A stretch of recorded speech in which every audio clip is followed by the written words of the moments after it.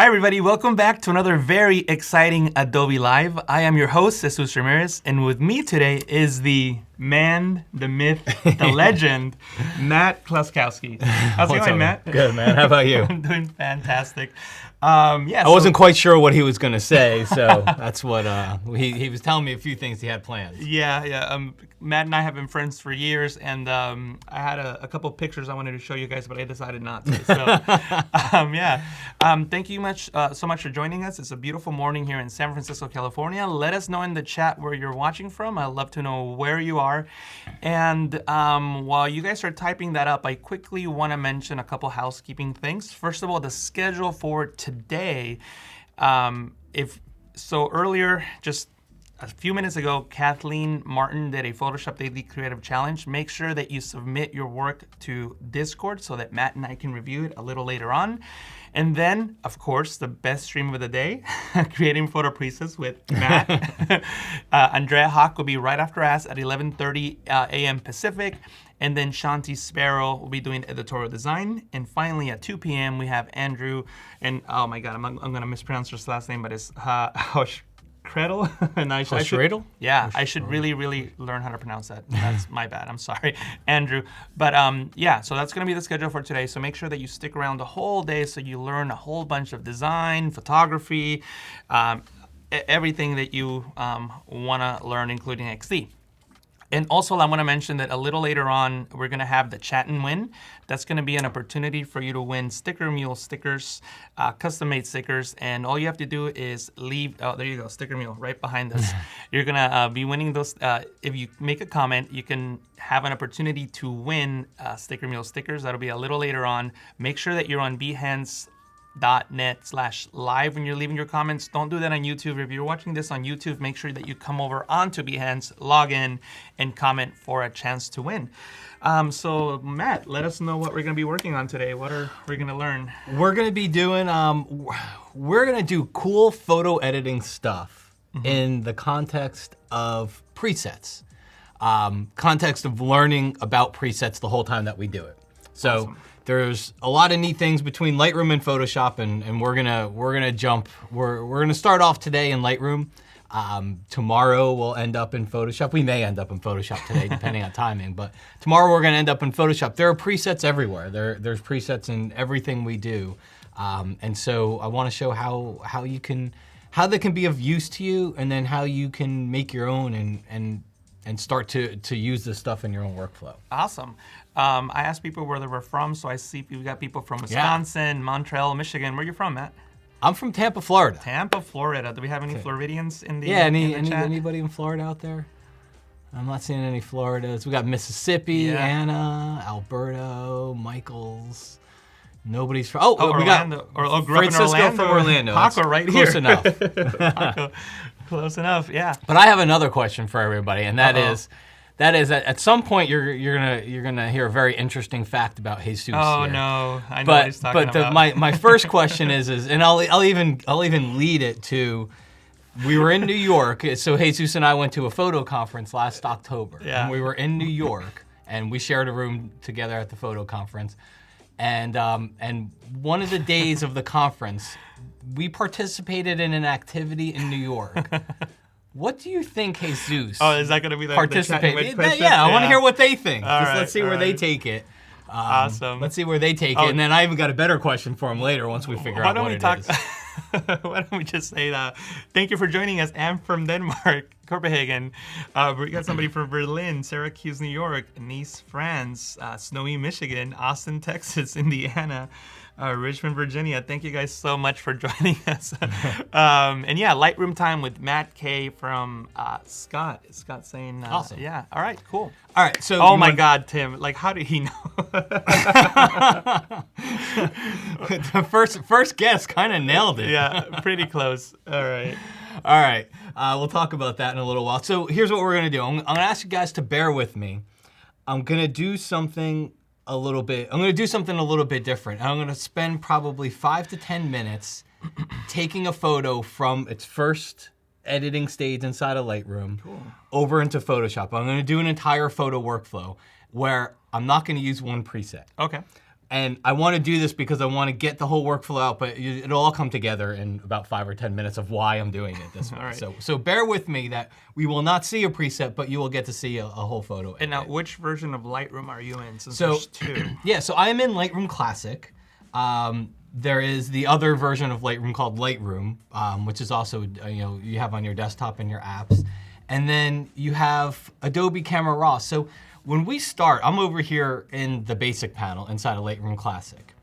When we start with a photo, the basic panel, the exposure, the highlights, the shadows, the tone curve, the hue and saturation, whether you're using Lightroom Classic, whether you're using Lightroom, which would have very similar settings there, and then at the same time, if we were in Photoshop and I was supposed to have my little document up. But if we're in Photoshop, then what you could do is you could open up, if you're not shooting RAW, a RAW photo will always open up into the Adobe Camera Raw dialog. But if you're not, you can always come to the filter menu and go to the Camera Raw filter, and that will give you all of those panels. So whatever you're using, as a photographer, I would say your photos should always start in that dialog, Right. like somewhere in that space, the raw editing space. Even if it's not a raw photo, it's still meant to edit your JPEG photos from scratch. So we'll assume the beginning of our workflow is going to be some space like this, whether it's Lightroom Classic, or Adobe Camera Raw. So here's a photo I took in Vermont. Went to this location thinking the leaves were going to be all golden and orange and fallish, and it really wasn't. You can see a lot of the dead ones that are already on the waterfalls there, but still a nice shot. It just half of a second shutter speed. Especially these cameras today, like you don't even need a tripod. Like I handheld this because they have all the image stabilization built in, and even your phones can take a shot. What kind of like camera this. do you use? I shoot Sony. Sony, nice. By the way, Deborah Freeman says, Matt, I have always loved you. Oh, thank you, Deborah. I've always loved you too. Daniel says, whoa, never knew how to get that panel in Photoshop. Awesome. So yeah, that's when they put that into the filter menu, that was a big game changer for me too. All right, so we got the photo here. First thing I would do is it's hard to find a horizon line. So I go to the crop tool and grab the straighten tool from there. And where that waterfall hits the water should be mostly horizontal. So I can just drag it along there. Because again, we're not really gonna have a proper horizon line. So it just looked like it was kind of off to the side to me. Yeah. From there, let's go ahead and let's jump over into the basic panel. I usually go and I will pull back on my highlights a little bit. I'll open up those shadowy areas a little. Part of my editing is I'll typically, you can use auto, and auto is a really good tool to do a lot of what I just did, and it'll also set your whites and blacks. If I were to undo that, you can always hold down Option or Alt, and then you can move that white and black slider. And what I'm looking for is, like, I don't want that, right? But I don't want that. I want just the hint of a white point. Usually. It's hard to give you a formula, but usually I just want a little bit of a hint of a white point. And then same thing, Option or Alt click on blacks. So it's telling me I don't have a black point, which is kind of a flatter photo, so we can always just nudge that to the left a little bit. But that's essentially what auto does, is auto automatically looks at those things. Nice. From here, I would probably warm up the photo a little bit and move on down to detail. I'll usually just zoom in on a part of the photo I think should be pretty sharp and start to crank up that detail a little bit there. Nice. One of the things I noticed is I think the star of the show is the waterfall and everything that's back there. I like the rock in the foreground. It's got a lot of texture. It's got some fall leaves on it, so I like it. But to me, it like occupies the photo because it's so bright. So I'll usually jump up here and grab that brush. Again, and this is a tool that's available in Lightroom Classic, Lightroom, and Adobe Camera Raw. So I'll bump up take that exposure down a little bit, and then I'll just brush over that rock. Nice. So you're selectively targeting Exactly. that adjustment Yeah. to the rock. Yep. If I brought down the exposure of the photo, everything would have gotten darker. So now I'm saying, just let me paint it in. Nice. And we've got other tools, and we will see these other tools as we start to talk about presets. We'll see how these other tools work in the gradients as well. So I'll go in there. I'll even click on New, and then I'll do a whole new adjustment where I'll maybe go in here and add some texture and some sharpness, and just so you can see what's happening. Let me zoom in. But if I go in Paint, I'm going to crank it up for video. So depending on your screen, depending on streams, all that, sometimes you see it, probably even some clarity. So if it looks overdone to you, it looks overdone to me. But I'm just trying to make it obvious of what I'm trying to do here, which is to add some sharpening and contrast. Jason commented, there's been quite the move to Sony the last few years, hasn't there? And then other people started commenting saying how they've seen other streamers move from other brands to Sony. Yeah, it's I think Sony led the charge in mirrorless cameras. I think everybody will start using, especially full frame mirrorless cameras. Right. So I think Sony led that charge, and Sony really adopted it early, and then they did something even smart. A lot of people think it's the camera, but they because they started so early, they came out with the lenses, and that's what people really care about is the lenses. So before any other mirrorless really came into the game, they had such a good lineup. But you know what? I always tell people I love my Sony, but we could take a good photo with any camera. Right. It's like Adobe. I love Lightroom and Photoshop. You can, it's the art of editing. And so you can do that in other things. And I would say the same thing with the camera. You can take a good shot with anything. I just prefer, everybody's got what they prefer a little bit more. Okay. So we went in here and we added the brush. If you want to see the before and after of the brush, you can click. There's a little toggle switch over here. I can see before and after. Oh, nice. So let's go ahead and close that. Another thing I would do would probably go down here to the effects panel, and I'll go in there and add a little bit of a vignette. I shouldn't say always, typically, we'll add a vignette to my outdoor photos because it funnels your attention in. A studio photographer, we're here. We've got lights pointed on us, and it naturally vignettes the background because you light your subject. As an outdoor photographer or wildlife or anything, you don't get that choice. You don't get to point a light at the waterfall. So I'll always go down there and throw a little bit of a vignette. Can I give a tip? Please. So it's funny because I don't know how it got turned off because I don't remember turning it off. But it's I think I know where you're going with this. So do you see what's happening here? I talked about the panels, the basic panel, and then I went down here to detail, and then I went, and you see what I will spend my entire session doing if I don't fix this now is I will be scrolling up and down and up and down looking for a panel. If you right click, and it'd be next to the name of any panel, it doesn't matter where. If you right click in Lightroom, there is a little thing called solo mode. Ooh. So solo mode is code for single panel mode. So when I click it, it leaves one panel open. When I leave that panel and I click on another panel, it closed the one I was just at, which is, from a workflow perspective, just keeps you from scrolling up and down. And actually, that's what the option is called in Lightroom CC, single panel mode. Yeah. Yeah. So same thing, but just different name. And actually, in Lightroom CC, I think you have to go into the 3-dot icon to get that option, if I'm not mistaken. And the interesting part is I turn it on my right-hand side. I actually prefer it off on the left-hand side. So when on the left-hand side, I don't turn it on because sometimes I want to very quickly scroll between maybe presets and collections, and I don't want to. Sometimes I want to be able to see both of them at the same time. So it's weird. Oh, people are loving that tip. Paco's loving it. Voodoo Val, Jose, nice. Voodoo Val, I love it. She's one of the streamers here. She does DCCs and a whole bunch of other really, really good work. So check her. I'm sure I want to change my name to Voodoo. Voodoo Matt. I like that. Why don't you change your name to Kloss? Jesus and I send each other funny YouTube comments that we get. So we both run a YouTube channel. So if you haven't subscribed to Matt, Matt Kloskowski, I think is your YouTube channel. Is that that's your name? You know, easy thing to do, matk.com/YouTube. There you go. And then I just redirect you to the channel. There you go. But you were saying? Oh, is it? So yeah, I was like, okay. So yeah, we will share with each other funny comments that we get. And I got one, and it was a serious comment. He was actually kind of mad at me that I hadn't done this yet.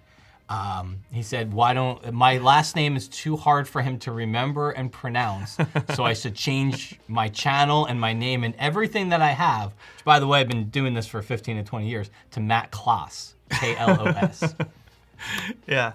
So anyway, he was very, very serious, and again, almost very, very mad that I hadn't done this already. Yeah, why is your last name so hard to spell and pronounce, man? Jesus. Okay, all right, so if we want to see everything we did in Lightroom, I can hit the / key. So that's what we started with. That's where we ended up, before, after. Wow. I might even come over here and warm the photo up a little bit more, just to give it a little bit more of that warmth to it, maybe even boost the saturation a bit. And you could even go down to HSL and sometimes play with the colors, especially fall colors like oranges and reds. You can also, you typically get some pretty good and nice results from it. But I think we've done a good start with the photo. There's a couple of things I want to do in Photoshop. So I'm going to go the workflow, and part of the reason I'm doing this is to get everybody with the workflow, and then we'll start diving into each part of the workflow for presets. But I'm going to go edit into Photoshop because there's some things I want to do to this I can't do in Lightroom. Some cloning. A little bit of a glow to the photo. There's just certain things that I can't get done inside of Lightroom. So, by the way, I just want to remind people that in about 10 minutes we're gonna have the chat and win. So make sure that you logged into win some of those stickers. So make sure that you're logged into Behance so that you can leave a comment. So go ahead and do that now if you haven't already. Again, if you're watching on YouTube, come over into behance.net/live so that you have an opportunity to win those Sticker Mule stickers. And by the way, nobody is answering the odd activity. They did. Tim got it first. Well, did we say it? No, Tim got it. Tim got it, but I still wanted to see the guesses. The guesses was going to be my favorite. If you didn't get, you didn't see the odd activity. I won't spoil it yet. What odd activity do you think Jesús did in New York back in October? Yeah, so some of them were interpretive dance, karaoke, ziplining. Yeah, so somebody asked, was there something? Was it legal? It was legal. But it shouldn't have not been legal. It should not have been. Oh, Dana Finn's here. Dana comes to my Costa Rica workshop. Oh, awesome. All right. So back to our story here. So we got the photo in Photoshop. I would do things, one of the main things that I want to do to this is add a little bit of a glow. It's a very popular technique for landscape photographers. And it's very formulaic. In the interim, I'm just going to go and I'm going to knock down the size of this photo. I do this a lot when I'm training because it just keeps Photoshop moving a little faster. It was a 9,000 pixel photo. Jose wrote indoor skydiving. No, but that would be fun. We should have done that. Should have done that. Belly dancing. Thank God it was not that. All right. So I got the photo. I want to add a little bit of a landscape glow to it. So what we do is press Command or Control J. And this is a very formulaic thing. So you're going to see this come back probably later on today or tomorrow. Command or Control J. And we're gonna go up here to Filter, Blur, Gaussian Blur. And the way you pick a number here is you usually double the megapixels of the camera. Okay. So if it was a 20 megapixel camera, I'll pick 40, which I think by the time I took that down, it would be right around there. So I'll do 40, but that's a general rule. Right. Again, play with it. There's no rule to what we're doing here, so it can change. Angela wrote, running naked in the streets. Unicycle wearing a Speedo. Again, thank God it was not either of those. Those are very, very close. All right, and then from here, what we're gonna do is we need to brighten this version of it. So we're gonna go Filter, we're gonna go to that Camera Raw filter. And anyway, some people use curves, some people use brightness contrast. My hope as we go through all these little things, and if you've got questions on them, by all means, always feel free to ask. But my hope is in this session today and tomorrow, I can get you away from absolutes. And get you away from, I saw this and they said I have to use this. There are no absolutes. Right. In the way that we do this stuff today, what works best for you, and I can hopefully teach you some ideas and let you kind of figure it out. Basically like guidelines, but Yeah, not exactly, set rules. exactly. It's always good to learn a process. Yeah. But then when you make that process your own, I think is when it really begins to take. So we'll come over here and I'll do this by about +1 or so on the exposure. So it just makes the whole photo brighter. Nice. And then here's the trick. We change the blend mode to overlay or soft light. Overlay is just a punchier version of soft light is really what it works out to. But I like overlay a little bit better. So we change the blend mode to overlay. And then from here, we can reduce the opacity a little bit. But take a look at what it's doing to look at how when I turn this off and then on, see how it gives more mood. See, any place that's got a highlight on it, it tends to make it a little bit more dramatic. Less flat, a little bit more contrasty, and that blur gives it a glow. It's hard to put into words because it's not blurry. If I zoom into the photo, it's still very sharp, but it just gives everything an overall glow to the photo. Daniel wrote graffiti. Who do you think I am, Claudia from Print My Soul? I'm not a graffiti artist. I don't do those things. No. I will reveal it after this technique. Yeah. All right, so Or for the chat and win. So we're gonna go and we're gonna add a layer mask to this, and then what I usually do after I add that layer mask, if you're new to layer masking, remember it's white, so the only way to affect it is to paint on it with black. That's a simple way to look at a layer mask and instantly know what to do. So if I go over here and I grab my brush tool, and I think the water got a little bit too bright. So I could go over here and just paint it. Daniel wrote, that's incredible. You are the Bob Ross of Photoshop. You should wear a wig next time. I should. Tomorrow. You know, have you ever watched Bob Ross? He's awesome. It's pretty cool Yeah, stuff. it's really good. I'm like, how did he make a tree from that? All right, so I just paint away a little bit of that glow from the water there. Oh, nice. And then we can do other Photoshop things, like I would make a new layer. Whenever I have a landscape photo, I call it border patrol. Always look at the borders and make sure there's nothing bright on the borders, because that tends to take your eyes away from things. So see all the bright stuff over here? I would probably go ahead and take my clone stamp tool and sample Sienna all wrote, layers. Sienna commented, this makes me just want to sit there, it looks so calm. And it does look very relaxing. And that's, the idea of editing, I think, and all I'm doing is cloning the clone stamp tool here. The idea of editing and doing all this stuff is sometimes the scene was that way. Sometimes you may go somewhere and there's 30 other people standing there, depending on where you are. But the idea of this stuff to me is you had a feeling, you had a thought or whatever as you were enjoying this place. Right. And the idea is to get that to other people. Because the camera doesn't have as much range as our eyes. It doesn't have anything that our eyes have. So, and then the wind, the calmness, the water, all these different things you were experiencing, it's up to you to get that feeling across to people. So this is how I choose to do it. But. Nice. All right, so let's take a look here. And then just to get back to Lightroom, all I'm gonna do is just hit File, Save. I don't have to change the name or anything. Remember, we came from Lightroom over into Photoshop. We did our Photoshop stuff, and then we just hit File, Save, and then when I go back to Lightroom, you're gonna see my original, which I'm gonna go hit Reset on, is here. And then it put the new version right next to it. So that's the original, that's the final photo. Oh, wow. Original, final photo, okay?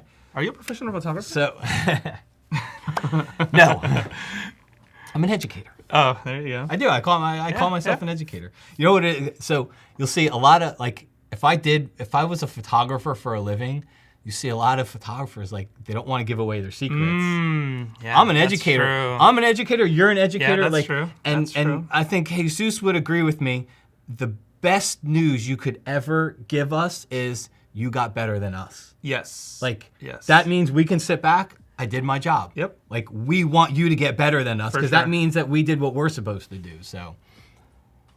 I concur Okay. 100%. So why did I do all this? Why did I do all this, Jesus? You're asking. This had nothing to do with a preset.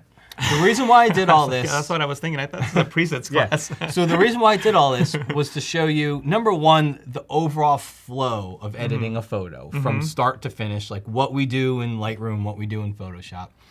Number two, I counted yesterday when I was practicing this, there are about 7 to 8 places that I would use presets along this process to make it either easier, faster, or more creative, or some combination of all. Right. There are about 7 or 8 different places that in today's session and tomorrow's session, we will go through for all of that stuff there. So, all right. How we doing? Do we have to do something? We got 2 minutes. Okay.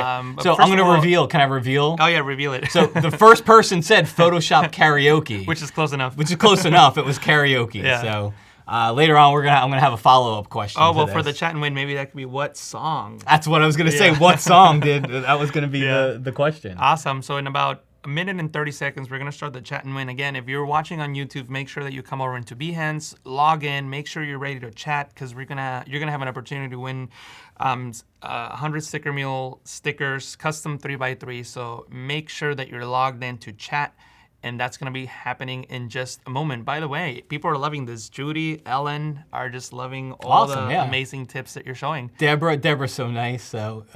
So Deborah Freeman says, I met you when you started. You were so young. You are aging well.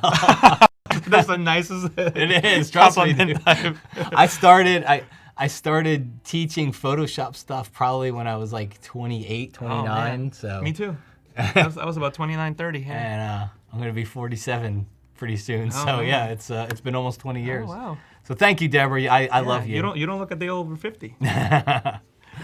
When you move, Michael says, when you move to Lightroom to Photoshop, what option do you use? Oh, yeah. So whenever I go from Lightroom to Photoshop, I go Photo, Edit in Photoshop. Nice. Okay. Unless you've got like something specific that you might want a smart object for or whatnot, but usually it's just going to be Photo, Edit in Photoshop. And that will always, if it's a raw file, it'll always make a copy of it. Always make a copy, because you can't edit a raw photo in Photoshop like that. Yeah, so then what happens when you edit in Photoshop and you add, say, a layer or an adjustment layer? Can you bring that back into Lightroom? Yeah, it's a really good question. So here's the version that we came back to Lightroom with. So, and if you look at the name, it's probably really tiny on screen, but it says the name of the photo -edit, and it's a TIFF file. Oh. So this file it's a layered TIFF file. It's got all those layers and the things that I did. And if I were to reopen it in Photoshop again, you would see all those layers. But I would say, if you look at the photo and you're like, yeah, that waterfall's still a little too bright, maybe you pull back on the highlights. And you could do what I'll call micro adjustments. Right. You should get big exposure adjustments done on the raw photo, because the raw photo it has the most leeway for that stuff. Cool. But you could do micro adjustments, whatever you want when you come back. Awesome. So it's time for the chat and win. So again, what was the question? So we discovered that the odd thing that Jesus did in New York was he karaoke.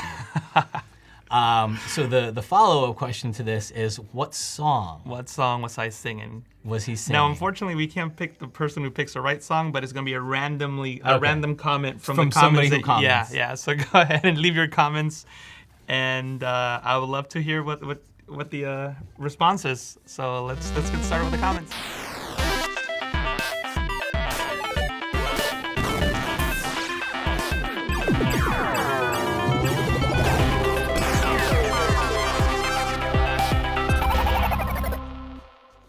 All right, let's see what people are commenting. Oh man, living in a prayer, I have no idea. Staying young, New York, YMCA. Toto.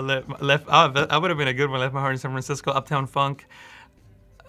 We did karaoke. We had about 8 or 9 or 10 or Font Town, 70 baby, of us that night. You Light Up My Life. Eddie Money. Walk on Water. Actually, I'm a big fan of Eminem's Walk on Water. Rocket Man. Hint. Umbrella Song by Rihanna. That would have been a good one. I think we did do Britney Spears. Did we? I mean, I didn't do it. Did you do it? Iron Maiden. I'm surprised. Womanizer by Britney Spears, I'm guessing. Iron Maiden number. Relax. New York. I can see clearly now the dehaze is gone. That's It- that should just really win It's raining something. men. We did that one. I know we did. It's raining men. Okay, and that the night. winner is Daniel Schmabel. Thank you so much for leaving your comments. You're gonna get a message through Behance where they're gonna give you all the information on how to get your stickers. And Ice Ice Baby would have been a good one. We did that one too. That Yeah, night, though. and I also want to let people know that if you didn't win, you can still go into stickermule.com/Adobe Live, where you can get 10 stickers for $1. So they're custom 3x3 die cut stickers. So stickermule.com/Adobe Live 20, where you can get 10 stickers for $1. So check Should we those. put everybody out of their misery? Yeah, sure, please. So it was Eminem Lose Lose Yourself. yourself, yeah. I'm a big Eminem fan, so when I don't like karaoke and doing any of that stuff. So then they said you gotta pick one song, and that's probably one of the few songs where I can just remember all the lyrics. But then I realized it's much harder to. Oh, it's hard. It's a hard song. Like even when you have it goes fast, and when you have those words flying in front of you, you can't. And I was wearing a hoodie, so I put my. He put his black hoodie up. Yeah. Yeah, it's pretty funny. I've got photos. Yeah, we're not gonna show this. I think me and a woman that we were with, we did Total Eclipse of the Heart. Oh, nice. I'm gonna play the video on my YouTube channel, so Yeah. check it out. All right, we're back. We're Yeah, we're back. Okay. All right, so let's talk. Let's start talking a little bit about presets here. I'm Why we're sorry, here? He wrote "Mom Spaghetti." So we'll talk a little bit about presets. Awesome. Why we are here. All right, so we're back to our original photo. And I'll go through and do the edits that I did to it. So maybe pull back a little bit on exposure, on the highlights, a little bit on open those shadows up. Just a quick white and blacks adjustment from there. Texture is a nice adjustment when you when you've got rocks. It sounds silly, like when you've got something with texture. Textures are really nice to adjust, but rocks, trees. Animals, feathers, wildlife. Stuff, yeah, it works. And that's great. a new slider. It's not even a year old. I would say like what, 8 months or something like that. Somewhere around there. This to me was like one of the best additions in 2019. Was texture. I do a lot of wildlife photography and even travel, churches, buildings, things, and texture works out really well. So a little bit of texture, a little bit of clarity, and some saturation. Joel missed how to straighten the photo. Can you show that again super quick? Oh, I have to because it's remember I hit reset. Okay. I hit reset on this photo to take it back to where it was. So I've got to go up to my crop tool, and then I go down here to the little straighten tool. The little ruler thingy. And then you just drag it along something that should be straight. So I know that where that waterfall hits the water should be fairly horizontal, and it's not. So I just drag it across. Nice. So. And if you can make a mistake, you can always go back and keep trying. Yeah, anything you do in Lightroom, you can do nothing in Lightroom to permanently change your photo. Wow. Nothing you do is permanent on it. Okay, so we've gone in there, we've done all that stuff. A couple other things I would do. We went down and we did some sharpening in the detail panel. Lens corrections. I'll usually, I'm shooting with a wide angle lens and you can see it automatically. It adds a little bit of, the edges are a little darker. So you can see it fixes some of that. Nice. It's called vignetting, and I know I did go and add a vignette later, but it was an artistic vignette versus the bad kind you get from the lens. Yeah. And also, if you're doing this with a JPEG in Photoshop, you're probably not going to be able to, or you're not going to be able to get it since you need the camera information. Yeah. To it'll have to look at all the information and all that stuff. So, but just to point out, because I know a lot of people watching this maybe don't use Lightroom or maybe don't even use Adobe Camera Raw if they're just editing photos once in a while. But to point out, white balance, exposure, shadows, highlights, clarity, saturation, curves, HSL, detail, lens corrections. If I were to go try to open this photo in Photoshop, I would have to do an adjustment layer for brightness and contrast. I'd have to do another one for curves, another one for exposure, another one for hue and saturation, color balance for white balance. I'd have to go up here to the filter menu for sharpening and noise reduction. Like you're talking about adding God knows how many layers on top of this thing to do what we can do with just our panels over here, and in an easier, non-destructive way, I think. So For those of you that are not sure like why we're editing this way, that's why, because you're saving yourself from adding 10 layers to a photo. All right, so we did a little bit of lens corrections there. We'll go down here and we'll throw a little bit of a vignette on here. All right, I'm gonna show you a couple ways that we can do this differently as well. Calibration I didn't do before. Fall photos where I really wanna bring out the colors, I'll play a lot with calibration. I don't use calibration for anything else, by the way, but I will play with it when I have some fall colors in here. So some interesting things you can do there to cheat the reds and the oranges to a different color, even some of the greens and the yellows too. So we've gone and done some things to the photo. And as I look at my film strip down here, I see that there's a lot of other photos in this photo shoot that are all shot in a similar place. So to me, you know, I like shooting waterfalls. So this is something I might create a preset for so that I can go back. It's almost, you know, think of it as just a little recipe. So if you look on the left-hand side of Lightroom, you're gonna see a presets panel right up here under the navigator. So you open up that presets panel, you click on that little plus icon, and you choose Create Preset. And then you give it a name, and we'll just call this, you know, waterfall. And you'll see where this comes in a second here. I'm just gonna call it normal. Call it waterfall normal. It's gonna put it into user presets. And then you check the things you want to include inside the preset.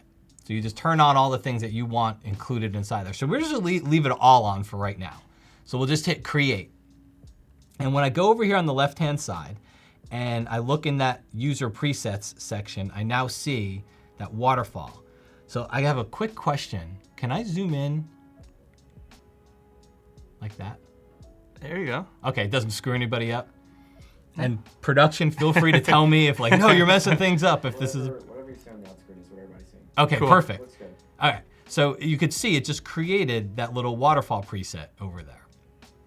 So where this comes in handy is now I can then go to another photo and I can click on my waterfall preset and it just applied all of the developed settings, all the Nice. basic settings. It just applied, you know, all my sharpening, any lens corrections that I did, any effects during the vignetting and all that stuff, the white balance, the calibration, all the things that I just did, it just applied. In fact, if I go to the crop tool, actually I think I probably didn't have the crop turned on, but you can see it didn't mess with that, but we'll talk about that in a second.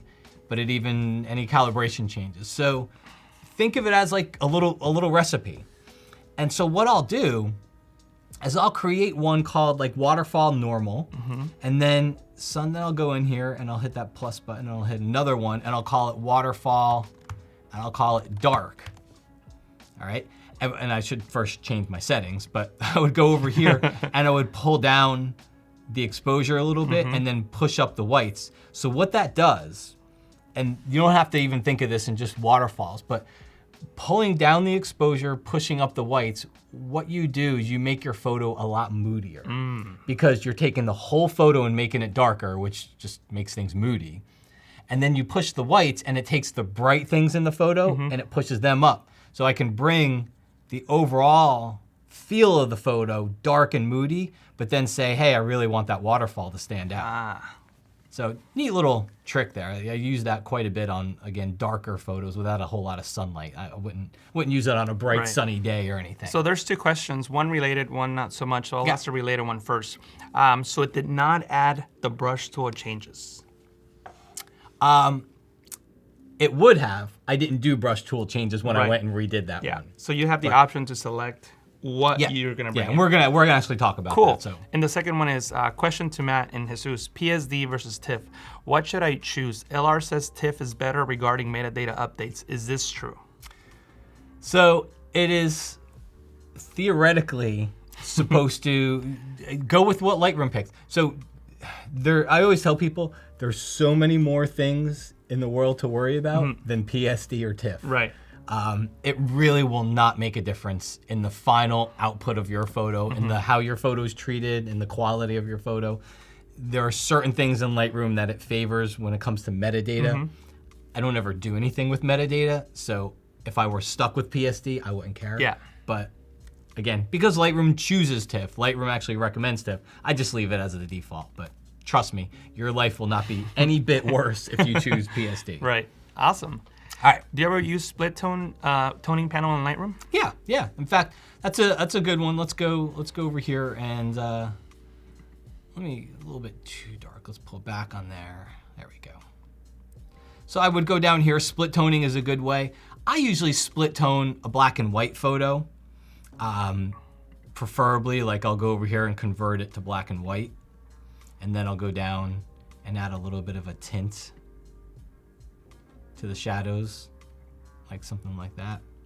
So that's typically how I'll use split So the toning. hue's controlling what color the shadows are, and then the saturation controls that intensity of that hue. Exactly. So you've got, split toning, you're splitting your highlights and shadows. So the highlights get a color, and So that that's- will never change unless you increase the saturation. So now I can tone the highlights. So in other words, it's like color and intensity. So like what Exactly. color do you want and how What color, yeah, intense and how you intense. want that color to be. So you'll find most split tones, I don't want to say it's a rule, it's just the shadows are typically where we're going to get that nice rich Yeah. tone from. The highlights, highlights, people generally don't like highlights. Like, think about what highlights are. Water, sun, white dresses, white wedding dresses. People typically don't want to take a highlight and color it to Right. some weird color. So, but again, for every rule, it is meant to be broken. So if it works, go for it.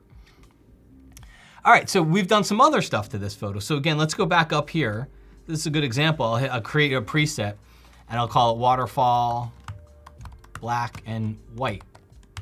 All right, so we had waterfall normal. I was actually starting to create a dark version of one, which I could have gone on with that Right. path. I think everybody Right. saw where it was going. But this is a good example, waterfall, black and white. So again, I go through here and I turn on all my settings, and to that one question where it said it didn't copy the brushes. So there's certain things you can copy and there's certain things you can't. If you look through the list here, and I actually think I misspoke because I don't Yeah. believe you can copy brushes. Yeah. It'll do graduated filters, it'll do radial filters, but it won't do Little brushes. Yeah. Which kind of makes sense because where you brush is very specific to a photo. And if you go and you brush, like you put that onto another photo, unless the camera hasn't moved at all, that brush is gonna get put into a weird spot, so. But these are all things that we can turn on or off. So one of the things you might wanna do is, as an example here, like let's say for example, so the toning, all right? Maybe I wanna turn that off. Maybe I like the white balance treatment, the texture, the clarity, the split toning, the black and white. Maybe I like all of that, but if I keep that on, it's going to assume every waterfall photo that I come across is started out the same as this one. Right. And we all know that they don't. Sometimes there was more sun, sometimes there was less sun, darker, brighter, etc.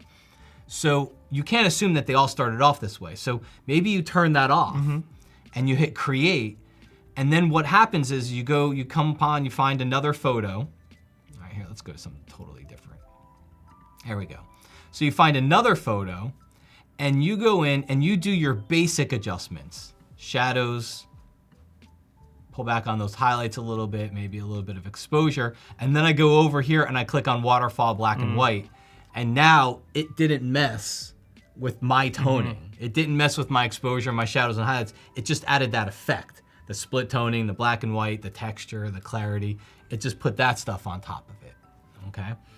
A popular follow-up question that I know somebody's thinking out there is, can I stack presets on top of each other?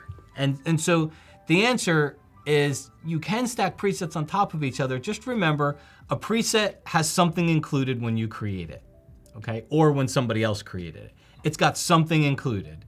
So if I have this preset and I apply it to the photo, and then I go and I apply another preset to it, yeah, I can stack it on top. It works just fine. It's gonna change whatever values were included in that preset when I made it, all right? So that could be good or that could be bad. If I didn't have a value, so let's see here, here's a good example. Let's go crank up the exposure just to a wild number. and then I'm gonna click back on that black and white preset, you will notice it won't mess with my exposure. So if there's a value in it that was created in the preset, yes, it will override on the next preset. If it wasn't, then yes, you can keep stacking them on top of each other. Awesome. All right, let's bring our exposure Just a down. quick reminder, we have the design feedback in about 40 minutes, so make sure that you go into the Discord community where you can submit the work that you did with Kathleen earlier today. She was working on some really, really cool neon text effects. Matt and I are really excited to see what you guys came up with. So make sure that you go on to Discord and submit your work under design feedback. Cool. All right. Yummy. All right, let's see here. So that's our basic preset. That's, again, there's not much to creating a preset. I somehow have an entitled one in here. Let's go ahead and delete that. Okay, so we saw creating a preset, and we saw creating a basic preset and starting to add multiple versions on top of it. So from here, another popular question that follows up is, so this all works great for one photo, but as we were working through here, and a good example if we go back, so this was a pretty good edit, all right? All the other photos are actually very, very similar in tone to this photo. So what we can do is we got a couple of different ways. I'm first gonna show you one of the most powerful buttons inside of Lightroom. Are you ready for the segue? How's that segue? I'm excited, I can't even talk. Think of this button as the ultimate automatic preset. Ooh. All right, so I'm working on a photo, and what do? We hit the right arrow key. There's my video guy. We're shooting a video here. So. But let's assume he wasn't there. We hit the right arrow key. We go to the next photo. You will see a previous button in the bottom right-hand corner. Previous is like the ultimate preset because you don't have to make a preset. You just hit previous, and it takes everything you did on the last photo and brings it over and copies it onto this photo. Mind blown. I will go down as the most powerful button inside of Lightroom. I want to see mind blown emojis all over the chat. That was nuts. Yeah, seriously, like one of the most powerful buttons inside. See, there we of go, Lightroom. Paco. Yep, another one. Oh my God. All right. People's like, wait, I thought that meant go back to. No. So here, I'll go to the next. I'll hit the right arrow key. Go to the next photo. Previous. Next photo.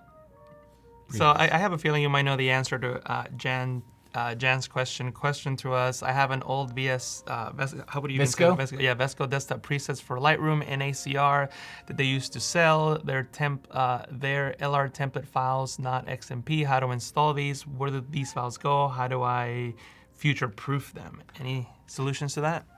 Great question, because I think it's something that a lot of people might come across as well. So presets inside of Lightroom they used to have an LR template next to them when you created them. And I'm sure people watching this are bombarded with preset ads, and trust me, I sell presets, I get it. So they used to have an LR template file next to them. Those were old presets. And I used to give away presets on my website. So if you go to my website and you find something from 5, 6, 7, 8 years ago, they'll have LR template files. They will work just fine. So there's really no reason. His question was, how do I future-proof them? You really don't have to. Adobe's made them backward compatible, and I'm sure like they're not just gonna come out one day and say, nope, these don't ever work again. Like they'll let people know. Yeah. But you install them the same way you do right now. You go up here to the File menu, Import, Develop, Profiles, and Presets. You point it at that folder with your LR template files, and it will work just fine. So for anybody out there, if you come across free Lightroom presets on the internet and you see one that looks really cool, don't worry if it's not that new. It's the new ones say XMP at the end. Don't even worry. Even the old ones will work just fine. Nice. Okay. By the way, mattkay.com for your website, presets, courses, find your social media profiles, find your YouTube, everything. Best place to go, mattkay.com. Mattkay.com. Yeah. And I just bought the domain Kloss.com Kloss. that also redirects Kloss. to no, just kidding. Actually, I'm gonna go buy it. Hopefully nobody steals it from me now that I said it, because that'd be awesome if I did. Yeah, that's I had to buy Matt K off of somebody years ago. It was funny because I was going around buying all of the misspellings of my last name. Oh, Because I mean, here, let's just in case people aren't sure how hard it is to spell. So I was going, imagine being at a seminar or workshop or even right here. Imagine saying, hey, everybody, just go over to mattkloskowski.com. Yeah. So I was buying all of the misspellings of my last name. So people get there anyway. Yeah, and then my wife was like, why don't you look up Matt K? And I'm like, I did. It was on some website, but I contacted the guy, and he was really cool. He's actually into photography, so we kind of even traded some training and stuff. Oh, cool. Okay, so we saw the coolest button inside of Lightroom, which is the previous button. Keep in mind, if I do this, if I go and I look at this photo and then I decide, I don't like this photo, and I go to the next photo and I said, well, I like this. I want it to have the previous settings. I can hit previous all I want. It's not going to work. Why? Because the previous photo is zeroed out. There's nothing in it. So previous literally means the last photo you were just looking at is where it's pulling stuff. So what if you click ahead to say, like, you were on photo number 7 or whatever it was, and if you click over into like photo 15 or something, would that work? Yeah. So here I'm just finished editing this photo, and now I'll go all the way over to this photo and hit previous. Nice. So it literally is the last photo that was in view as you were looking at it. So that's a cool way. But another thing that will come up is, all right, so how do I start to apply this to a bunch of different photos so that I'm not going to the next photo and previous. So Lightroom's got a couple of different things you can use.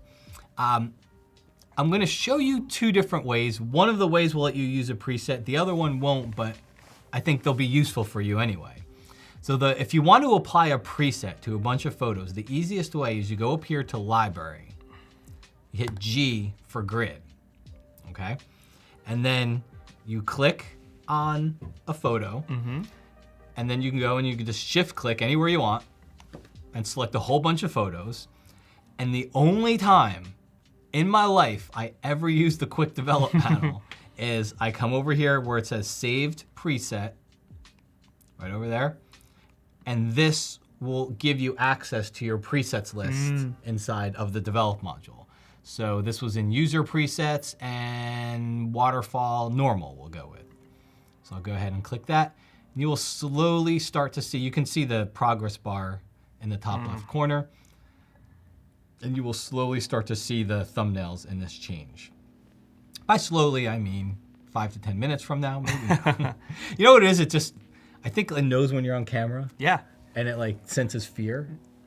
And it's like, I'm going to take a little bit longer today because he's on camera. There's things that I've done a million times, and then I try to do it, I'm presenting live, and it just, and I can never figure out why. Well, they know. AI is Adobe big today. Adobe Sensei, it knows, it can sense your fear. AI is getting really good today, and they now sense fear, so. Anyway. Oh, thanks for that comment, Manir. Really appreciate it. He's one of my favorites, too. Yeah. So. Actually, I am officially Matt Kloskowski's biggest fan on Facebook, according to Facebook. I got a notification on my phone that said, you are now a top fan of Matt Kloskowski. Is this useful or not? It's like, no. No, not useful. So now I have a little badge next to my name that says top fan when I comment on your stuff. Top fan. I'll send you a sticker, too. Oh, thank you. Sticker meal. I have t-shirts. Sticker meal stickers, please. All right. So let's see here. So we went through and we applied that preset to a bunch of photos. It's that easy. It's literally you go into library mode, you're in grid, and you just select the photos that you want.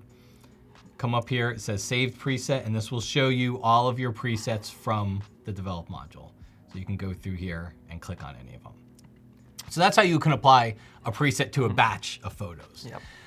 While we're on the topic, I just want to show you, if we're in develop, another thing that you can do, it's kind of like almost think of it as a one-time preset, like a disappearing preset. I edited this photo, and in fact, I'm gonna go, let me just hit reset on the next couple here. So while you're resetting those, I just want to say thanks, Vuduval, for reminding us for the design feedback. It's going to happen in about 34 minutes. And Paco, if you don't mind switching over to my screen, I just want to show people where they could submit their work under current challenge right here. This is Discord. You can click on the current challenge tab right here, and then you'll see the work that people have been working on. And today we're going to be reviewing the work that Kathleen taught on creating neon text effects. So make sure, that's the ones you created right there, see? So make sure that you come in and submit your work so that Matt and I can review it in about 32 minutes. So 32 minutes. So get to work and submit it into Discord, so we can give you our thoughts and opinions. Cool. Awesome. All right. So where we last left off, so I had edited this photo, and another thing that you can do, which is, again, it's not necessarily a preset, it's like a one-time preset. That is, I can go and I can hold down my Command or Control key, so Command on Mac, Control on PC, and I can click down in the film strip. So now I have 4 selected photos. The one that I'm looking at is the selected photo, where it's going to pull from. But when I do that, when I click on multiple photos, you're going to see a little sync button down in the bottom left-hand corner. So I can click on sync, and then I can tell it, what do I want to sync across these photos? Cool. So I could say, hey, sync everything. Maybe I don't want to sync crop, so I'll turn crop off, because the crop could be different for each photo. So, but you can tell it to go ahead and sync those settings. And when I hit sync, you'll see the thumbnails for those get updated pretty quick. Wow.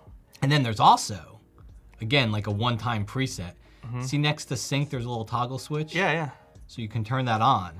This actually just got changed a couple weeks ago to let you know, like, hey, it's really on, it's super bright. Oh. To let people know. But auto sync means now I've got all, so I think of sync, I just edited this photo. Wow, I think it might work on these photos, all right? It's the afterthought. I think of auto sync as I have the foresight to know I've got 10 photos, I want them all to look the same. So I select all 10, I turn on auto sync, and now when I move a slider, Oh, I they saw all those get previews changed. change. Yeah, wow. So auto sync is changing them all at the same time. Sync is like, hey, I just did this one and I think maybe it'll work good on these other ones. So. And it'll work with like just one other photo, right? You don't need like a whole bunch of photos. Yeah, no, yeah. Cool. I've got 4 selected. Yeah, I could Just Command or Control click and just do. I don't know, man. I think do. auto sync might be my favorite. That's your favorite? Yeah. All right, let's go turn that one off. So there's your basic intro to presets. Awesome. All right, so we kind of talked about things to include, not include in presets. I think, sometimes you have to be careful, white balance. I'll typically sometimes won't include white balance into a preset, some exposure settings, things I think you do over and over again are great candidates for presets. So like you saw me add a vignette. All right, you saw me add a vignette to this. This is a great candidate for a preset. I would come over here, hit create preset, and then I can even make my own group over here. So you see I've got some groups that I've already created there, but I can click on new group. I'll call them Matt K vignettes. Hit create, and then I'll call this vignette light. And I usually will put light in parentheses right after it. I'll show you why in a second. So I'll call it vignette light, and then I'll hit check none, and then I'll go over here and just turn on vignetting. So I'll hit create. And then I'll make it a little bit more darker and do the same thing. Vignette. And then I'll go medium. There's a method to this. There's some method to your madness. Hit create. And then that got put so you can see what we're working with over here. Light, medium. And then I'll do one more. I should actually change it before I do that. Strong. And then come up here and create that vignette, strong. Hit create, goes into that same folder. So why did I do light, medium, and strong like that? Why did I do like, low, medium, high, whatever? Light, medium, strong alphabetically keeps them low to high. So Smart. so your presets are gonna be organized alphabetically. Okay, so you can't. Nice. You can't. So you yeah, can so it's see not here, like I can't reorder. So it's not like the medium on top and then like. Yeah, something exactly, else. Yeah. exactly. So that's how I do things, and you'll see in my presets I create, I typically will say light, medium, strong. I'll make a light if I want to do like a wacky HDR preset, and they'll do light, medium, strong, whatever it happens to be. Nice. But that keeps them alphabetically aligned too, because that's how everything is going to get put. The other cool thing about this is if you have a favorite one, you can right-click and hit Add to Favorites. What? and then that'll go up here to the top. Ooh. So it'll go up here in favorites. So I could do my waterfall normal, add that one to favorites. Black and white, add that to favorites, and that'll go up there to the top. And then other things people do to like totally override presets to make sure that the ones go where you want is if you put a number in front of them. Right. The number overrides the alphabetical. So if I put 1, 2, 3, 4, then I can get some control over where they're going to start to show up inside my folders. One quick comment. Damien commented that he uses sync when he wants all the photos to look the same for time lapses. So I thought that was like a good comment. Yeah, that's a great one. That's a really good example for it too. Alrighty, a couple other little things about just working around in this presets panel. You can reorder presets. So, or I shouldn't say reorder, you can change the folders. So if I have a preset in the waterfall, my user presets folder, which is created by default. If you don't make a folder, that's what Lightroom calls it. But I can take it and I can drag it into the vignettes folder. And there it is. So now it shows up over there. So you can move these things around between different folders too. Nice. All right, so we talked about presets, basics, adjusting, applying to multiple presets. You saw that we can create folders as we go in here too. So when you go in here to create presets, you can just continue to make, they call it groups, but just think of it as a folder. And then the other thing is, this is, if you look, click on that little plus, you see it says manage presets. So this is gonna show all of your preset groups that you have. So you can see anything with Classic on it, I've turned off.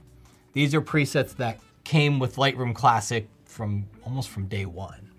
I don't personally use them, so I just turn them off so I don't see them in that list. But if you turn them on, then you'll start seeing them inside of your preset list over here. So I turn those off, and honestly, I usually turn, I make my own vignettes, so I don't really care for the ones that are default in the presets there. Right. I never, ever, ever add grain to my photos. So I turn grain off. It's so funny because that's something that I always add to mine, but I know we do different type of work. See, I do a lot of compositing work. Yeah. So to kind of make it feel more real with, a lot of times we add blur or whatever, and just to make it feel more like an actual photo, I'll add just a tiny little bit of grain. But it's so funny how that's one thing that you uncheck, and that's the one thing I always do. Yeah. Well, I think part of it is landscapes and nature and travel and things you're spending all this money on camera gear to avoid grain, to avoid noise. We're trying not to crank up the ISO, and you're buying these cameras that are really good ISO. But and then for you to go drag it up, be like, why am I buying all these lenses? Yeah, exactly. It's I could easily just crank up my ISO and get a shutter speed as fast as I need and be fine. But yeah, awesome. for composites, that's definitely a neat trick to. By the way, the first compositing book I ever got was from Mr. Matt K here. He had a compositing book way back when. Photoshop Compositing Secrets, 2011. Yeah. That goes down as my best and hardest book I ever wrote. That book about killed me. Yeah. But it was worth it. It was a fun book. So I never really bought books besides Burt Roy's. I used to have Burt's. Yeah, Burt's fantastic. My all-time favorites. His books are still relevant to this day. He wrote co-wrote the very first book on Photoshop, and then somehow I got a hold of your book. When I was already doing a lot of Photoshop work, and I was like, all right, I guess I never, because that's what I always did at compositing, but I never had actually read anything about it. I was just doing it on my own. And yours was the first book that I the first actual instruction manual type of thing that I got on compositing. I'm actually curious. So chat room. So what? Do you remember your first book? Yeah. What was your first Photoshop? Remember your first book? Who was your first photo? What was it called? Who was it from? I'm interested. I'm trying to. I think I remember. It might be a Burt book. Yeah, it's probably Burt or probably Colin. Colin's written 20. Colin Smith. Yeah. By the way, Claudia from Print My Soul. Hi, Jesus. Hi, Matt. Hey, Claudia. But yeah, it's so funny that a lot of these books are still so relevant. I was reading because I still have all these books by Burt Roy who I really love still to this day, and I was just going back and reading some of that stuff, and it's still so relevant, even though it's Photoshop 6 or something or 5. like a lot of those foundations, like channels, curves, all that sort of stuff still applies today. Oh, yeah. Especially if you're doing like compositing work or like he is, like digital graphics. It's super cool. Speaking of channels, we're gonna do, so tomorrow we're gonna get into, I'm just gonna give you a little glimpse into tomorrow. I'll dangle it. So tomorrow we are gonna do some luminosity masking Ooh. and some Photoshop presets, which if you're, called actions. Actions, yeah. So we'll talk about actions and we'll talk about, but we'll do it in the context of luminosity masking. It's a little bit more advanced, but I think we'll take it at a pace where everybody can follow. It'll be fun stuff. Yeah, so people's first book, Scott Kelby, 7-Point System, Bertman Roy, another Scott Kelby, Classroom in a Book. Yeah. I think Classroom in a Book might have been one of mine. Oh. One of my first ones. Nice. So anyway. All right, let's see here. So, all right, we talked about presets. So You have a new fan. Just started following Matt K. Woohoo! Thank you, Alexander. So we're gonna take a step back. We've kind of gone over presets. We've gone over the preset panel. Now let's take a look at presets when you bring your photos into Lightroom. And I also think this will be good for anybody that is watching this and thinking, all right, I've seen Lightroom. I dabble in it. I don't quite understand how to get my photos in here, so I'll show you how to bring your photos into Lightroom as well. But we'll do that in the context of setting defaults, because you can do that. In fact, Adobe just released something the other week, which will let you do this as well. Nice. So let's take a look at that. We'll go up here to, you go to the Lightroom menu. I believe it's under Edit on a PC. That's right? Yeah. Okay. And you're gonna go down here to Preferences. Yeah. So you go down here to Preferences and you go over to the Presets tab. So just a couple of weeks ago, Adobe added the option to use a preset that will automatically always get applied to your photos. And then you can go in here, so you can see it says Master, it says Raw Defaults, it says Master, and then I can choose the Adobe default, I can choose to let the camera settings override, but what you're really looking for is the preset, all right? So you can come down here, and you could go through here and pick your presets. So just to make it obvious, let's choose waterfall, black and white, okay? So I just told Lightroom, whenever I import a photo, always apply this preset. Okay. I would probably not want to apply a black and white waterfall-ish preset to all of my photos, but it'll make it very visual because you'll be able to instantly see that they got changed. Ideas for things that people would like to apply: if you're a landscape photographer and you don't take any portraits, texture, clarity, those are good things, because I don't think they work great on portraits, but I think they work great on landscapes. Maybe you bump up the sharpening settings a little bit. Maybe if you're a wildlife shooter, maybe noise reduction, you're always doing noise reduction, so you creep up those settings a little bit. Maybe you'll add a vignette to everything. Yeah. There's sky's the limit there. And then you can even, you'll see there's a little section, use defaults specific to camera model. So I could turn that on. So I shoot a Sony A7R4.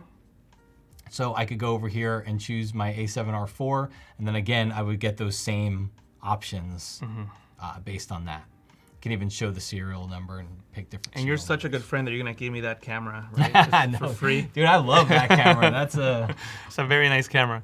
That camera is crazy. It's megapixels are getting so big, and I think it is kind of silly because megapixels are getting so big, yet the place where our photos are being seen is here. Right. Like 95% of photo consumption is probably here or on a tablet. But the cool thing about the megapixel thing is like, especially for me, I love shooting wildlife. I love shooting birds and raptors. I get a look into their world that I would not get in any other camera. Right. Like they're sharing, which is cool, but I think part of photography and photo editing also has to be like for you. Yeah. And for me, it's fun to sit there on my computer and wow. crop in on this action that I would have never ever seen. Even if I never share the photo, there's a part for me that I enjoy it, and that makes it worth it. So I hope you guys are like that too. Like if you're always thinking of sharing, then sometimes I think you're taken away from the enjoyment of it. It's like if you're always thinking of the final photo and can I put it on Instagram when you're out at this beautiful landscape location? Yeah. Like, and I was just talking to someone about that, how like now, like sometimes when I do something for fun, I don't even want to share it anymore, like, because it's just for me, you Yeah. know what I mean? And I don't want to put it out there in the world for people to be like, oh, make a tutorial out of it, or like, oh. Or critique it. Or yeah, or like, oh, I wasn't doing it for like, like a show or a client or anything. It's just because I wanted to have fun with it. Yeah. So I think it's important, as you say, to still just enjoy the craft. Yeah, enjoy you know? it. Yeah. So A couple comments I want to highlight. First of all, Matt K has this really clear, concise voice and delivery. He's really easy to follow. I agree with you, Jan. And also, who wrote that other comment that now it's too high that I can't read it? Colleen, I probably wouldn't be able to use Lightroom if it weren't for Matt K. I'm not even sure which of his videos I've watched, but his email blasts are even helpful. So by the way, Well, Matt has a newsletter, so if you want to learn more from Matt, you can subscribe to it, mattka.com, and then I'm sure somewhere in there there's going to box that's going to pop up or something, and just put in your email, and you'll get a whole bunch of free resources. If you're interested in learning Lightroom and Photoshop, you also teach Photoshop in your website, so check him out. I send a free video tutorial or so out each week. So. There you go. All right. And he's going to fly me out to Florida every week so I can do this with him. Yeah. That'd be fun. Yeah. All right, so back to our story. So we're talking about bringing in photos from the get-go. You know, when I first bring them into Lightroom, and we've got these tools to go in here and set defaults. I had set that waterfall black and white one to the preset. Okay, so let's close this, and then I'm gonna go over into my folders panel, and there's my Vermont folder that's got all these waterfall photos in it. I'm just gonna right-click on it and choose Remove. Remove, and it even tells you, if you continue, these photos will be removed from the Lightroom catalog, but the folder and the files will remain on the disk. So that's all remove is you're saying, hey, Lightroom, you were aware of them, don't be aware of them anymore. Okay, I want you to forget these ever existed, so I hit remove. That cannot be undone. Lightroom now never ever knew those photos existed. Okay, so nothing I can do to go back inside again. No undo. No undo. But I didn't delete them. I did delete the stuff I did to them, but I didn't delete the photos. The photos still live on the drive where they were. Yeah, so like maybe you, like how does Lightroom know what you did? Like does it overwrite the file? Does it create a separate file? Like So Lightroom's got this data, like when you look up at the very, very top, there's this thing called the catalog. Mine's called Lightroom catalog.lrcat. But when you find that .lrcat file, which you can find if you want to under your catalog settings, and it'll show you right where that file is. That file holds, every time I move a slider, every time I put a photo somewhere, every time I change the setting, anytime I do anything, that little file gets a little database entry written in it. And it just keeps all that the stuff in there. So it's not actually changing the raw file. It's never, and nothing you do in Lightroom is permanent. You are always, you click reset, and it's reset. So then if I were to delete that catalog, then all my settings all the stuff you did to your photos my is photo's gone. still there. But your photos, Lightroom never had ownership of your photos to begin with. Your Lightroom is just referencing them. Well, here, I can even show you because we got to bring those photos back in. So let's go over, I know they're on my hard drive. Vermont, and I just noticed we have the same hard drive. That's a really good hard drive. I love these little little thing. Yeah, you can barely see it in the bottom left of the screen. little SanDisk thing. Yeah. So Costco, I think the sale ends today. Costco, can I say this? Costco has them on sale for like $119. How much is Costco paying you for this? For a $10 for a 1 terabyte hard drive. Yeah. It was a good sale because I think when I got this one it was more. Yeah. Anyway, we digress. All right, so let's go over here and I will grab. And while you're looking for that, design feedback in about 13 minutes. Remember, you can go into the Discord app. Right now where you're chatting, right above the chat, there should be like a join the Photoshop Discord link. You can click on that and then submit your work onto Discord so that Matt and I could review it. We're gonna be looking at the work that Kathleen was working on this morning on creating a neon text effect in Photoshop. So I'm excited to see what you guys have come up with. And that'll be in about 13 minutes. So make sure that you finish up your work and upload it onto Discord. Cool. Okay, so let's go up here, File. We'll go down here to Import. And I will go on the left-hand side, and I'm going to tell it where my photos are. Okay. Okay, so they came in this my hard drive that's attached in this Vermont folder. All right, and there were other photos in there. I didn't bring them in earlier, so a whole bunch of photos in there. So I'll select all of them. I only have my waterfall photos before. So we'll select all of these, but the key that makes learning how to do this so much easier is if you just click Add at the top. Because what you're telling Lightroom, and I would tell this to any Lightroom user out there, you put your photos where you want. Don't let anybody else put them anywhere. Don't let a program ingest them and move. You put your photos on the drive you want in the folder that you want. However you decide you want to do this. Some people do a descriptive name folder. Some people have to do date. I do descriptive names, but it doesn't matter, okay? Don't kid yourself to thinking that matters as to how your final photo is gonna look. It's whatever works for you. Now, when you go over here on the left side, you're saying, I put my photos in this Vermont folder on this drive. I want them to stay there.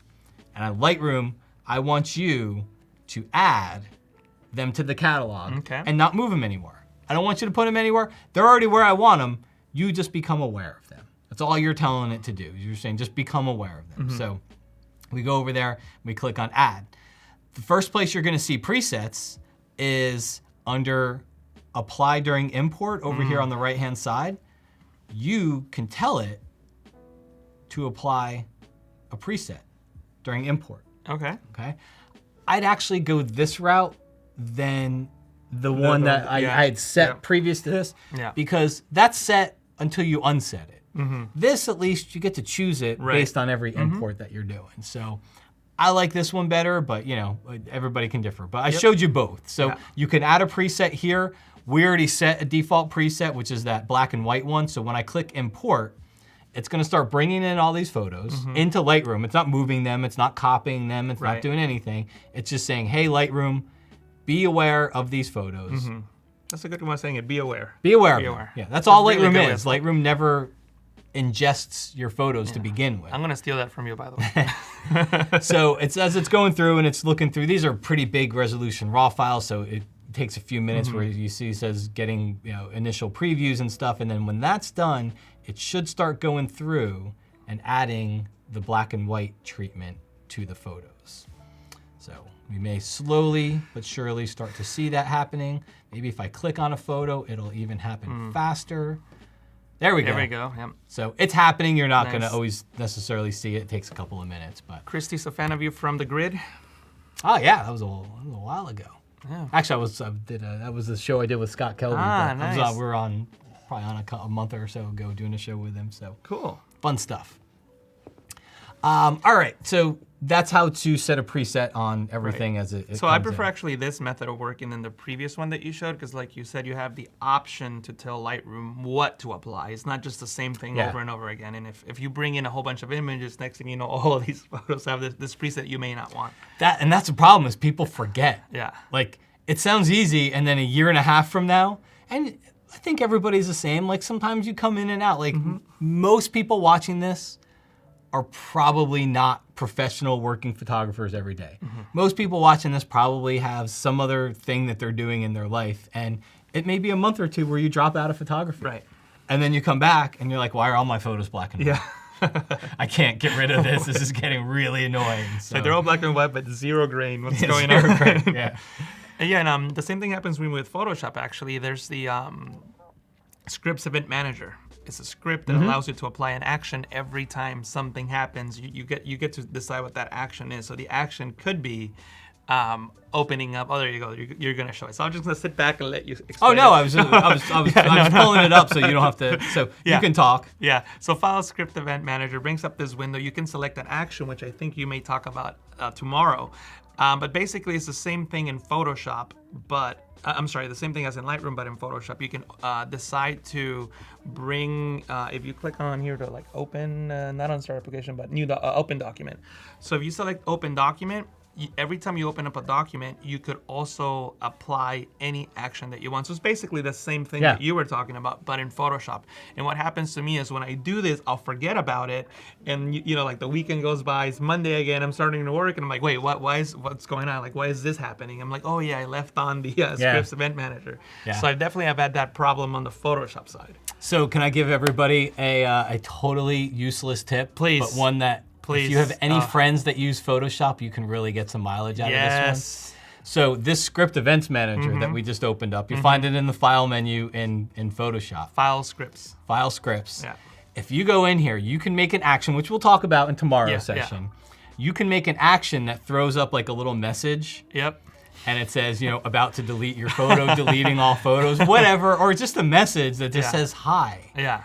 And so what you set it to is, I set it to everything. Ooh. If somebody leaves their, like Jesus walks away and leaves his computer, I'm gonna go in here and set this Photoshop event to everything, which means anytime he does anything in Photoshop, he clicks somewhere, and then I'm gonna play an action. There's an action here, you can see there's already some defaults. But if I had an action where you can make it to pop up a little message, imagine how annoying it would be. That little message. Just a little Photoshop trickery on this. And you can make actions that literally just bring up a window that say something, whatever you want. So, actually, I think I saw you. I think it was you. Well, hopefully I'm not crediting you for something else that someone did, but I think I saw you do this because you and I, Matt and I have presented together at many events, and I think I probably saw you do it at Creative Live where you were changing the background of Lightroom with like a screenshot of buttons or something like that. Do you know what I'm talking about, or is that somebody else?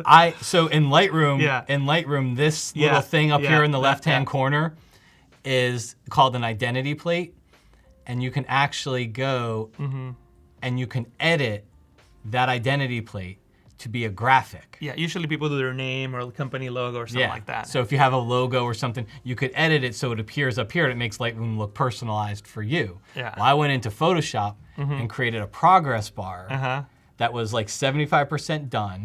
And then I put some text above it that says currently permanently deleting all photos. And I set that up right here so that so you can freak someone out. so somebody opens it's like, up wait, why isn't it stopping? Hey, we digress again. All right, so let's go do this. I am gonna right click and remove my Vermont folder again because I don't feel like undoing all of the changes on those photos. And that was that little progress bar that came up. I don't know if you guys caught that. So let's go back up here, File, Import. Let's bring in my Vermont folder once again. Click on Vermont. Make sure, I can't, I have to go turn this off. So let's go back to my preferences. Let's go to presets. Let's go back to Adobe defaults. Now I will import that Vermont folder and choose it on the left-hand side. It's got all the photos. Everything over here looks good. I'm not gonna do anything. Let's just bring them in. So, all right, a couple other things we can do. So let's move on. We talked about presets. We talked about different ways to apply presets between making a preset, the previous button, syncing photos, which in a way is copying presets from one to another.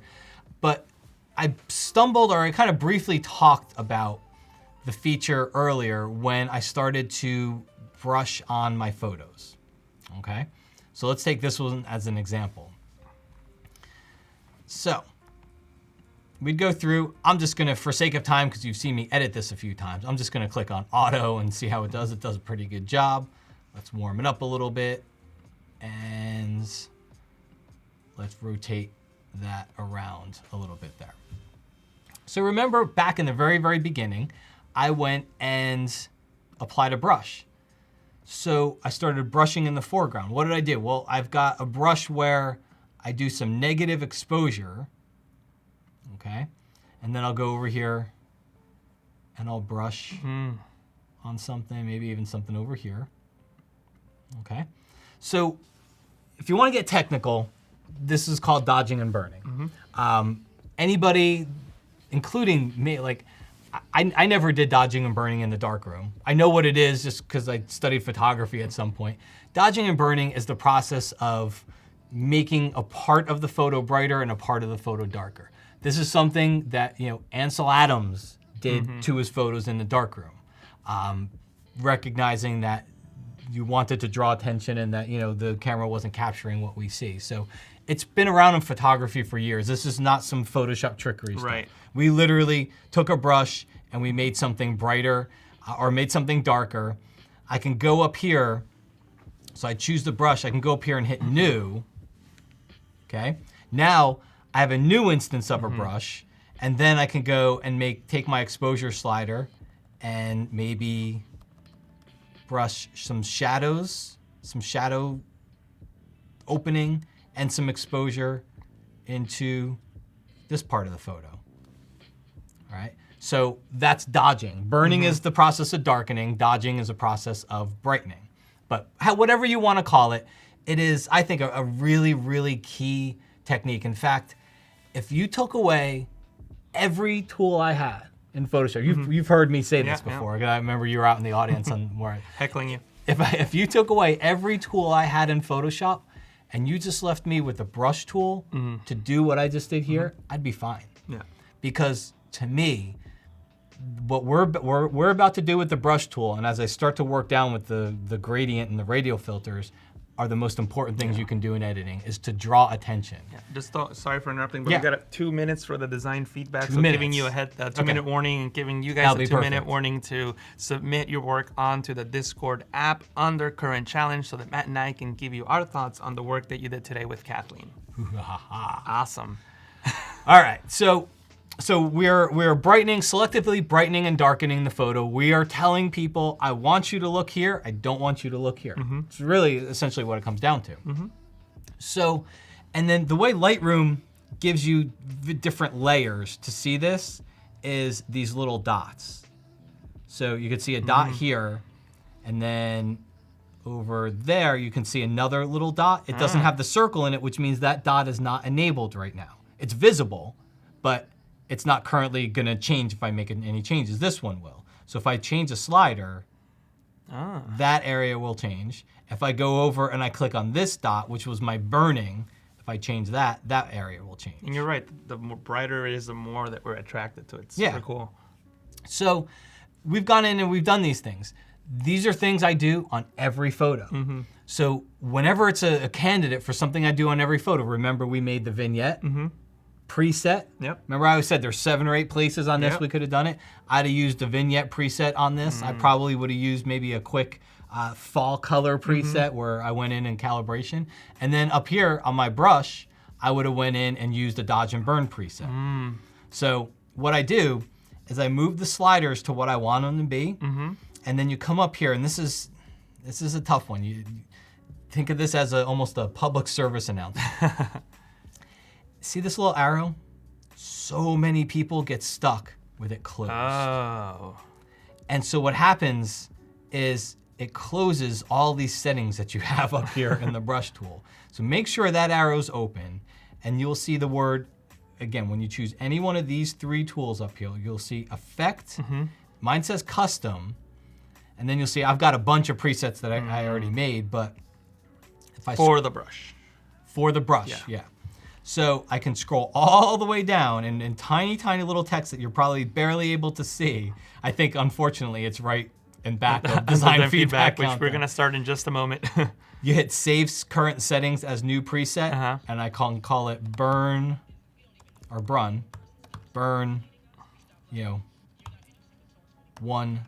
one stop darker. Okay. Right?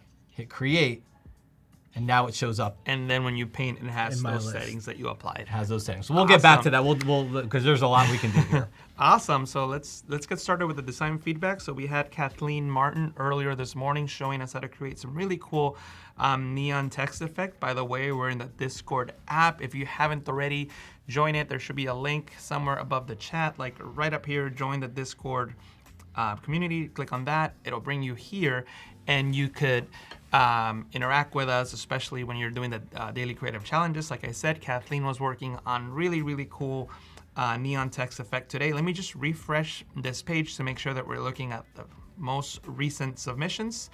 And I'm just gonna click on the photos, and we're just gonna talk about them. So it looks like, oh wow, did this person have either worked on, it looks like they're like on the Photoshop, like, what version is, Photoshop 6. Wow. Wow. I'm wondering if they're really working on it, then that's super cool.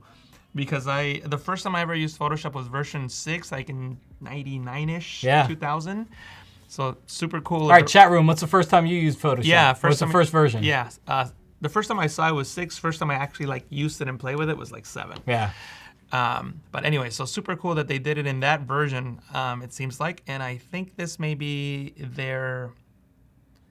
I'm trying to figure out. Okay, so Santaji is the artist. So it looks like Santaji's got different days of work here. Yeah, it looks like he's catching up. So we have, it looks like day 5 was content aware fill, day 6 was gradients, and then today's was I like that image. Yeah, so let's click on that and check it out. What do you think of that, about that, Matt? Any comments, any feedback on? So I love the font. Like, so here's to the crazy ones, and the Yeah. font just has a crazy feel to it. So Yeah. I love the font. I like the font treatment. I like the little glow. Yeah. I love that purple pink gradient. Like, I think that was like close to like, was that Pantone, one of those Yeah. purple colors? Yeah, like yeah. the Pantone Like 2 color years of the ago or year, something. 2 years Yeah. ago. I still love it though. Yeah. Like, Also, they're referencing that I think it was the 80s Apple commercial, and they have an old school Apple old school computer in the Apple back. there, Yeah. yeah. Nice work. Yeah, I agree with you. I think it looks great. Nice, subtle neon. I particularly don't think it always looks good when they like completely bump up that glow and it's just overpowering. Yeah. I like it that it's a little subtle and it looks pretty good. So I know he knows content aware because he had a content aware fill challenge. I would remove that, whatever that long black On the thing. left-hand side just here? Get rid of that. Yeah, I agree. Get rid of that. Yeah, it's just a little distracting. Awesome. Let's see. And even though this is not really the challenge that we're looking at, but we'll quickly check it out. And this was, it looks like it was a gradients challenge. I'm guessing they did some gradient mapping, it looks like. But again, using the old Photoshop logo. So you know what? Because the person even included the old school window. So I'm now beginning to think that it's actually more Photoshop, not really, you know what I mean? Yeah. So I don't know. Let us know if you're watching, if you really are using Photoshop 6 for this, because I don't even know if Photoshop 6 had gradient maps, did it?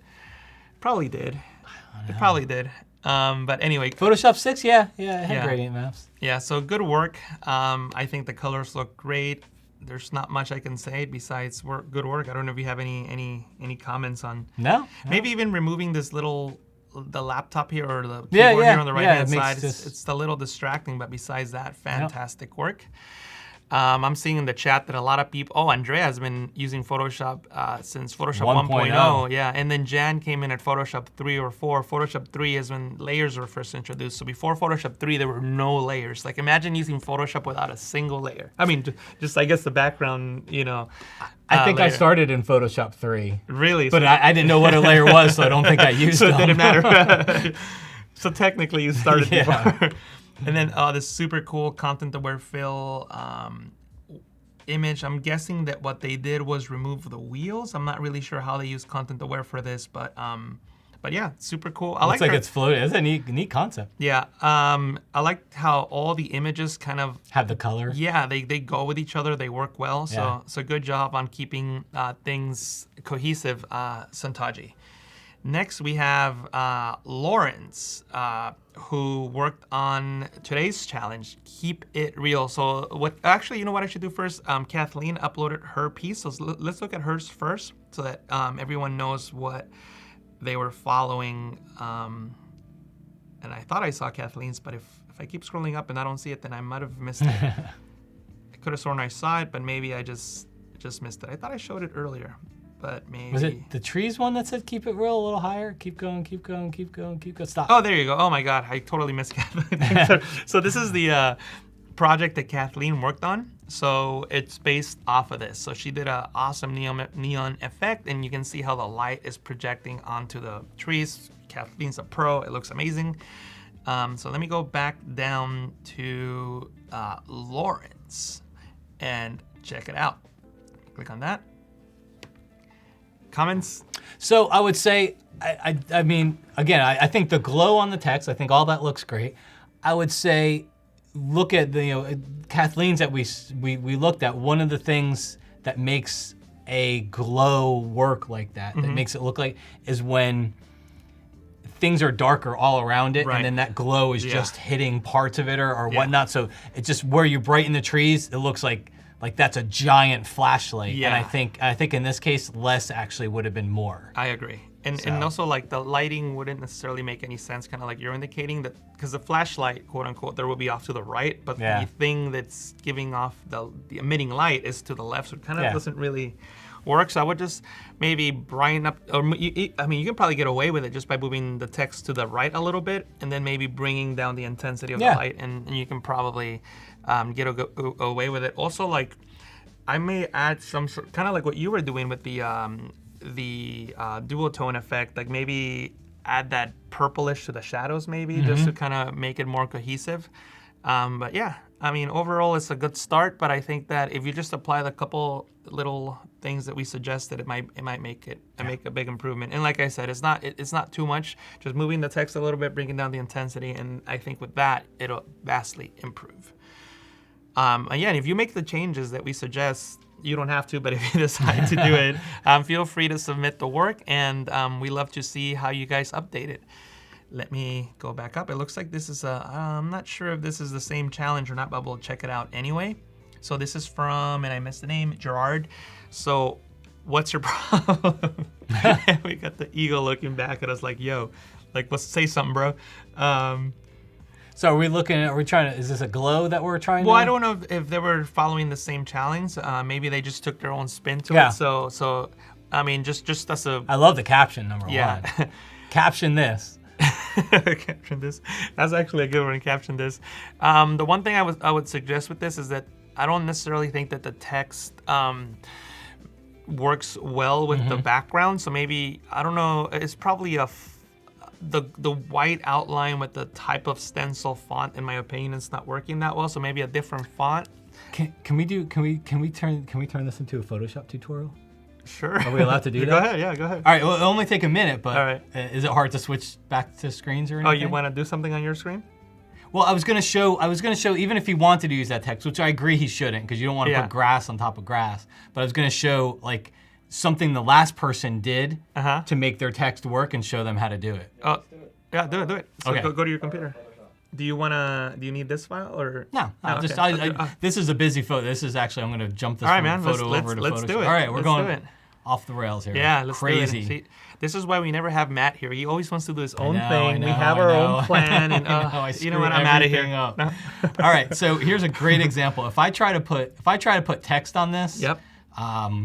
you know, what's your problem? I have no idea if I even spelled it right because it I ran know. off the screen. Yeah. Holy crap, I did. Let's give a nice bold font there. So if I try to put text on this photo, it's never gonna work. Right. It's too busy, as most photos, like unless you had a photo with a clear sky or something like that. But a little font trick and something the previous person I could tell did in their background. Awesome. A little font trick is right on the layer below your text. I'm just gonna create a blank layer. I'm gonna press G for the gradient tool. And then I'm gonna go up here to my gradient picker and I'm gonna choose, and I'll actually set my foreground color to black. Yeah.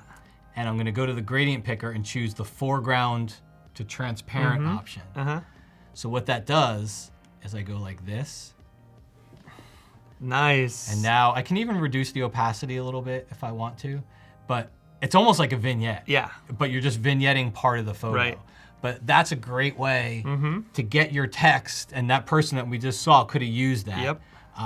To get your text to fit in better with the photo. Again, it will probably look much better on the example that we saw with the eagle. Yeah. What you just did there. So. and you can reverse it. You know, you can. Here, I'm gonna yeah, go ahead. tip for you. If you ever want to turn black to white, just press Command or Control I for invert. So that will turn black to white. Yeah. And then I'll go over here to my text. Different color, obviously, but. Yeah, and then I'll just put. So if you ever wanted to reverse it. Yeah. And that works Just switch fantastic. So actually, that's a very good suggestion. Another thing I was gonna suggest, in addition to what Matt showed, which is brilliant, is you did black, right? But maybe she can pick like one of the darker greens or something to stay within the color theme of the image. And if you don't know, like, for example here, like you see the colors in the image, but if you don't know what looks good, like what looks good with green or what looks good with red, something that I always recommend is for people to go to color.adobe.com, and you'll see this page with like a color wheel, and you can select different color harmonies. Yeah. So for example, you can select complementary, and then you can pick the color that you want, and then you can see colors that look good with each other. So you can experiment with colors that should theoretically look good with each other.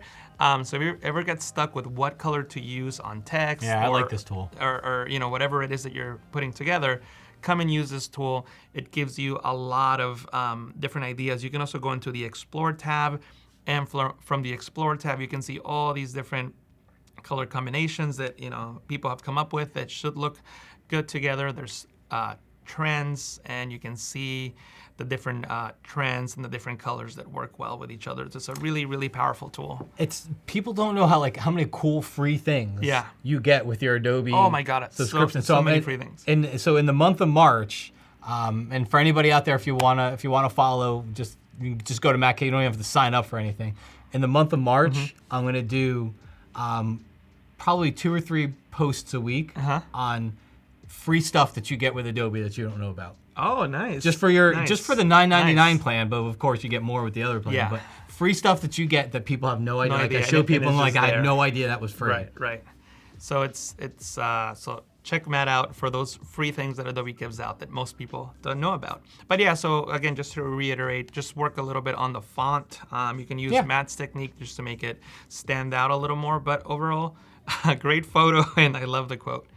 Do you think he took that photo, or you think it's stock? I don't know. Doesn't.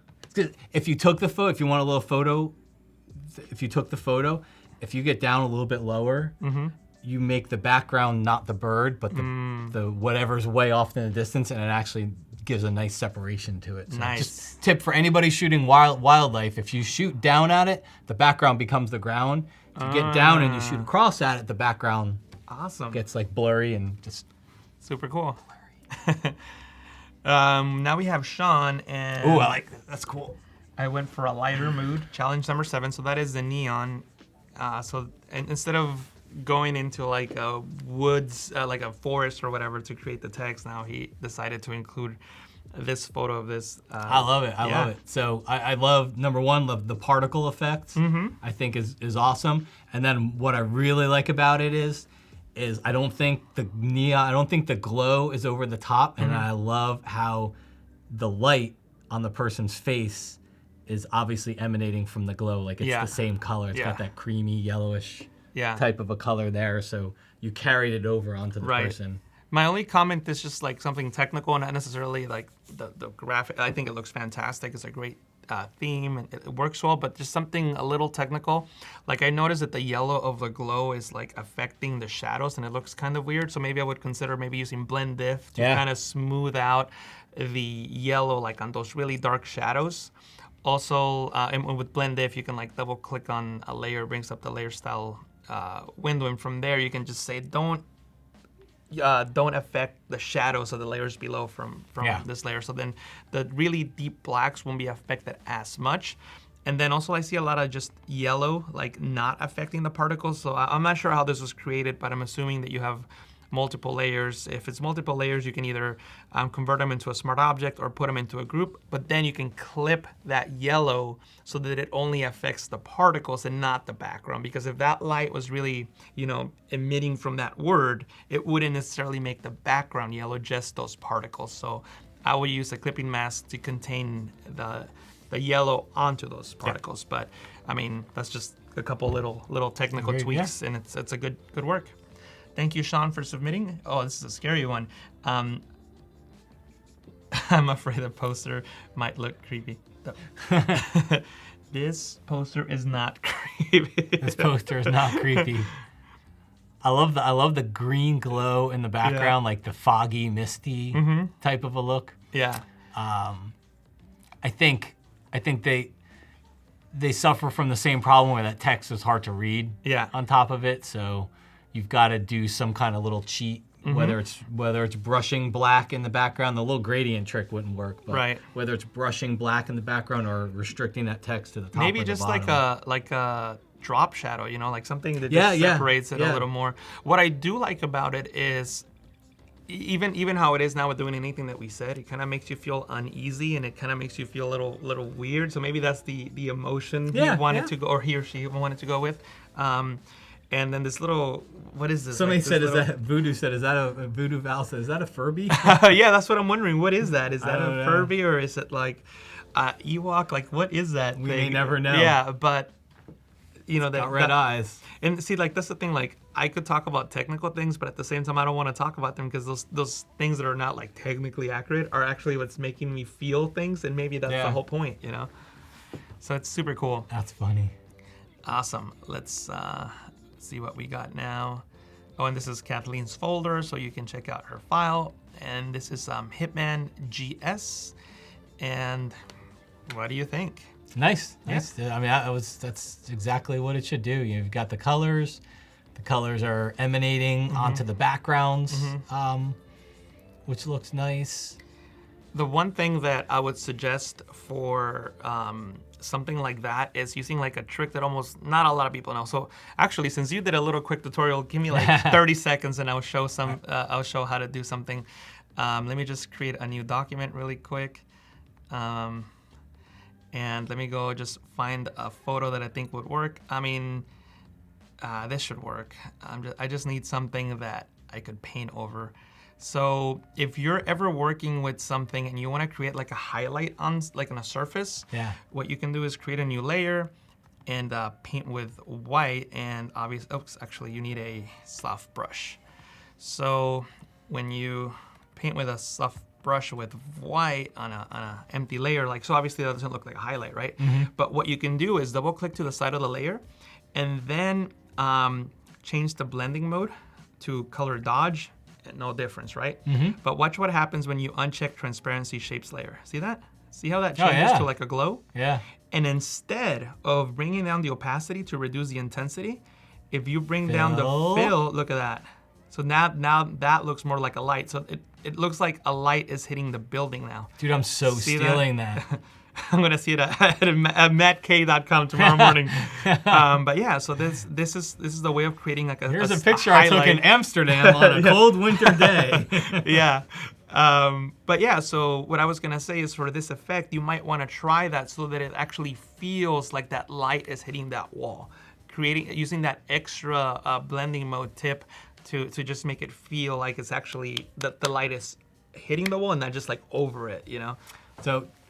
Great tip. And chat room, I'm going to give you guys I got another assignment. All right. I'm going to give you guys a cool assignment. Anybody watching, go into Photoshop and throw a gradient on top of a photo and experiment with the different blend modes, but experiment with fill opacity. So for some blend modes like hard mix, which one did you have? Color dodge. There's 8. There's 8 of them. Yeah. Where fill opacity does something different than opacity. Opacity sometimes just looks blah, but fill opacity actually makes whatever is on top blend with your photo in a different way. So what are they? Color dodge, hard mix? Oh God, and they're gonna put me on the spot. All right, never mind. Yeah. Tomorrow, tell us what they are. Yeah. Color burn, linear burn, color dodge, linear dodge, hard mix. I'm missing 3. That's close enough. Yeah, exclusion I think is another one. The newer ones, they're the new ones. So the 19 original blending modes were not part of this group, so you can exclude those. So they're the blending modes that were added after like Photoshop 5 or 6, whatever the 8 were. Tell us what they are tomorrow too. Or go to my website, they're on there. All right. All right, next one. Oh, this is Kathleen's. All right, cool. So we can actually just go into the previous day and see what you guys have been working on. So let's see what you guys did yesterday. Are we done? Like, are my official? Do I still? What do you want to show? Do I still teach? You want to show something? Well, no, I just give me like 5 minutes before we wrap up to. We have 5 minutes. How about okay? We can wrap up with Matt if you want to show some last. Yeah, show something now, and then we wrap up since we covered all of the work for today. So you can show something. Okay. Well, I want to finish the thought on the the brushes and gradients. Okay, let's just do for that. the Let's do that. presets. Yeah, we Just- got about 5 minutes. I want to make sure we get that done today, All right, and then cool, tomorrow we can. All right. Well, kinda first of all, dive thank you full. guys for submitting your work. It was awesome checking it out. So Kathleen is going to be on every morning this week at 9 a.m. Pacific. So make sure you check it out for Photoshop Daily Creative Challenges. She's doing a lot of awesome work, as you can see from the work that we've seen. So make sure that you check her out tomorrow at 9 a.m. for more Photoshop. Cool. All right, cool. So I saw lots of the chat room things about what version of Photoshop. There's a lot of Photoshop 1.0s in there. I think I saw mostly like 2s and 3s and then 4s. Yeah. So I started in Photoshop 3. Right. 3 was my first version, and then I think I dropped it for a long time, and then 5 was the first version I really dove into. Okay, so back to our story here. Where we left off when we were doing this is I was making brushes. I chose the brush tool in the top right corner, and I was making dodge and burn brushes. So these are things that I do and use all the time on every photo. You will see in here, I've got a ton of them. Dodge burn, I've got landscape brushes, I got portrait brushes. So I'll say I sell them over at mattkay.com. It's not to get you to go buy them. Honestly, I will show you how I create them here. So this is But if you don't want to do the work. yeah, if you don't want to, but I think it's kind of fun. So, Yeah. But you'll see, like in that one, I did burn 1 stop darker. So I'll do the same thing. I'll do burn 2 stops darker, 3 stops darker, whatever it is, and I'll just create different brushes like that. Same thing for dodge. I make a dodge brush where I can go in here and lighten. Actually, hold on. I actually changed it, so let me undo that. Don't forget, every time you do something, you should probably click new, because you want to lay down a different brush layer. I want to be able to lay down that brightening part there. I want it to be independent of the place where I went in and I darkened in someplace else. If you ever want to delete one, just hit the delete key. So I go in there and I do dodge and burn brushes. A lot of times when I'm dodging and burning, I like to add clarity. So I'll do a burn brush, which you could see over here, just made that area darker. Sometimes I'll do burn highlights, and you'll notice I'll bring the highlights down. So where I'll do this is maybe I'll just bring the exposure down a hair, but I'll bring the highlights down a lot. And then I'll start to paint, and then like, look at what I'm painting on here. Let me delete that adjustment. As I got 3 minutes, by the way. Okay, as I paint over this waterfall, I actually changed my settings. There we go. A little bit of exposure and a lot of negative highlights. So as I paint over the waterfall, you'll notice I'm not making the ground that much darker, but I'm making the waterfall significantly darker because I brought the highlights way down and the exposure just down a little bit. So I create brushes for all those things. There's times where you just want to tone down the highlights. And you don't want to mess with anything else. There's times where you just want to blast, negative exposure or positive exposure at everything. So these are all great ways or great places to create presets for that. Another one that I do, and you guys saw this earlier, is I will go in and darken. I would go in and darken that rock as a separate brush, because I don't like to mix them too much. So as a separate brush, I'd create a new one, reset the exposure, crank up that texture, a little bit of clarity, a little bit of sharpness, and then, let me zoom in so you can see it. Then I'll go in and I'll paint it. So now this is a texture brush. Think rocks, think trees.